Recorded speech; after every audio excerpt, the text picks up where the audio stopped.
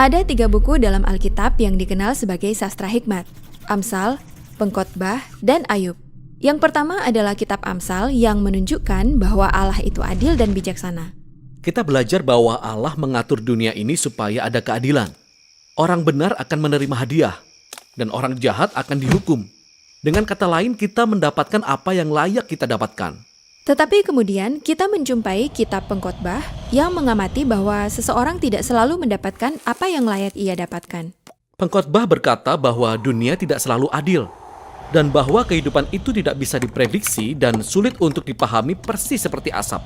Hal ini membuat kita bertanya-tanya, apakah Allah itu bijaksana dan adil? Tepat sekali. Pertanyaan itulah yang banyak dibahas di dalam kitab hikmat yang terakhir, Ayub.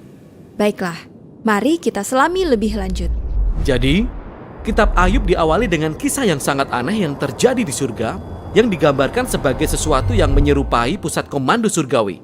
Allah ada di sana bersama dengan malaikat-malaikat ciptaannya yang disebut anak-anak Allah. Mereka berkumpul di sana untuk melaporkan tugasnya. Lalu Allah menyebut seseorang yang bernama Ayub, hambanya, dan menunjukkan betapa saleh dan baiknya dia. Kemudian salah satu dari malaikat-malaikat ini datang mendekat. Dalam bahasa Ibrani, dia disebut setan. Setan? Siapakah dia? Kata ini sebenarnya adalah sebuah julukan yang secara harfiah berarti orang yang menentang. Dari semua malaikat, dia satu-satunya malaikat yang mempertanyakan bagaimana Allah menjalankan dunianya. Dia menyampaikan bahwa mungkin Ayub tidak sungguh-sungguh mengasihi Allah. Ayub menjadi orang baik hanya karena Allah akan memberi imbalan kepadanya. Jika Allah mengambil semua hal baik yang sudah diberikannya kepada Ayub, maka kita akan melihat sifat Ayub yang sebenarnya. Jadi setan berpikir bahwa Ayub hanya mengejar keuntungannya saja? Tepat sekali. Mungkin Ayub taat hanya karena ingin mendapatkan apa yang dia mau. Jadi Allah setuju untuk menguji hal ini dan membiarkan setan untuk menimbulkan penderitaan bagi Ayub. Dan Ayub kehilangan orang-orang dan segala sesuatu yang sangat berharga baginya. Ini sangat menyedihkan. Ingat, Ayub tidak selayaknya mengalami hal ini. Allah sendiri mengatakannya. Namun yang luar biasa adalah bahwa di tengah-tengah semua penderitaan ini, Ayub masih memuji Allah. Setidaknya di pasal 1 dan 2. Tapi kemudian di pasal 3, kita menemukan perasaan Ayub yang sebenarnya. Dia menulis puisi yang mengungkapkan betapa hancurnya dia. Puisi yang mengutuki hari kelahirannya dengan panjang lebar. Setelah itu, beberapa teman Ayub datang mengunjunginya untuk menawarkan bantuan. Dan mereka semua seperti, Ayub, pasti engkau sudah melakukan sesuatu yang benar-benar salah, sehingga engkau mengalami semua ini. Bagaimanapun kita tahu bahwa Allah itu adil, dan kita juga tahu bahwa dunia ini diatur berdasarkan keadilan Allah. Jadi, pasti engkau sedang menerima apa yang pantas engkau terima. Di 34 pasal selanjutnya, Ayub dan sahabat-sahabatnya saling sahut-menyahut dalam puisi Ibrani yang sangat padat. Teman-temannya terus berspekulasi tentang mengapa Tuhan mengirim penderitaan tersebut. Bahkan mereka mulai mendaftar dosa-dosa yang mungkin sudah dilakukan oleh Ayub. Tetapi tiap kali setelah mendengar tuduhan, Ayub menyatakan bahwa dia tidak bersalah. Dan Ayub memang tidak bersalah. Ya, benar. Ayub sedang berada dalam kondisi emosi yang naik turun.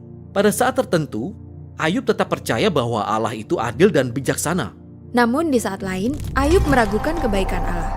Dia bahkan menuduh Allah telah berlaku ceroboh, tidak adil dan curang. Jadi di akhir percakapan, Ayub menuntut Allah datang dan menjelaskan dirinya secara pribadi. Dan Tuhan melakukannya. Tuhan datang dalam bentuk awan badai yang besar. Dan dia tidak memberi jawaban langsung kepada Ayub. Tuhan tidak memberitahu Ayub perihal percakapannya dengan setan. Dia melakukan sesuatu yang amat berbeda. Dia mengajak Ayub mengelilingi bumi. Dia menunjukkan kepada Ayub betapa luas dan megahnya dunia ini. Tuhan menanyai Ayub apa ia mampu menjalankan ataupun memahami dunia hanya untuk sehari saja. Tuhan menunjukkan kepada Ayub berbagai hal detail yang ada di bumi. Hal-hal yang kita lihat setiap hari, namun tidak bisa kita pahami. Tetapi Allah memahaminya. Tuhan sungguh-sungguh memahaminya. Dia menaruh perhatian terhadap keindahan dan berjalannya alam semesta dengan cara yang tidak pernah kita bayangkan. Dan di tempat yang tidak akan pernah kita lihat. Sebagai penutup, Tuhan menunjukkan kepada Ayub 2 ekor binatang dan memuji betapa hebatnya mereka. Ya, mereka sangat berbahaya. Maksud saya, mereka bisa membunuhmu tanpa harus berpikir panjang. Dan Tuhan mengatakan bahwa mereka tidak jahat. Sebenarnya mereka adalah bagian dari dunia baik yang diciptakannya. Lalu, sudah, begitu saja. Cuma itu pembelaan Tuhan. Itu agak aneh. Ya, maksud saya, sebenarnya semua ini tentang apa? Sepertinya begini. Dari sudut pandang Ayub, sepertinya Tuhan itu tidak adil. Namun sudut pandang Tuhan jauh lebih luas. Tuhan secara dinamis berinteraksi dengan kompleksitas sealam raya ketika dia membuat keputusan. Inilah yang disebut Tuhan sebagai hikmat. Jadi, permintaan Ayub supaya Tuhan melakukan pembelaan atas dirinya sendiri sebenarnya adalah hal yang konyol.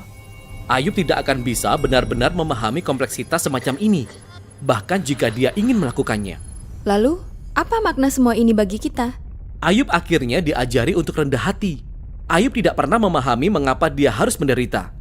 Namun demikian, dia bisa tetap hidup dalam damai sejahtera dan takut akan Tuhan. Tapi, bukan itu akhir dari kitab ini. Karena setelah ini, Tuhan memulihkan Ayub dengan melipat gandakan segala kepunyaannya dahulu. Dan sekali lagi, ini sangat mengejutkan. Maksud saya, apakah ini sebuah hadiah? Apakah Tuhan berkata, "Selamat Ayub, engkau lulus dari ujian yang rumit ini"? Tidak. Inti dari keseluruhan kitab ini adalah, ketika Ayub kehilangan segalanya, itu bukanlah merupakan sebuah hukuman. Jadi mendapatkan kembali apa yang sudah terhilang, bukanlah sebuah hadiah. Kalau begitu, mengapa Ayub mendapatkannya kembali? Tampaknya Tuhan menurut hikmatnya memutuskan untuk memberi Ayub sebuah hadiah. Kita tidak tahu mengapa. Tetapi yang kita tahu adalah bahwa Ayub adalah tipe orang yang dalam kondisi baik maupun buruk tetap percaya pada hikmat Tuhan. Dan itulah kitab Ayub dan akhir dari seri kitab hikmat. Kitab-kitab hikmat dalam Alkitab ini sungguh menakjubkan. Masing-masing menawarkan sudut pandang yang unik tentang kehidupan yang baik. Dan kita perlu mendengar semuanya bersama-sama seiring kita belajar untuk hidup penuh hikmat dan dalam takut akan Tuhan.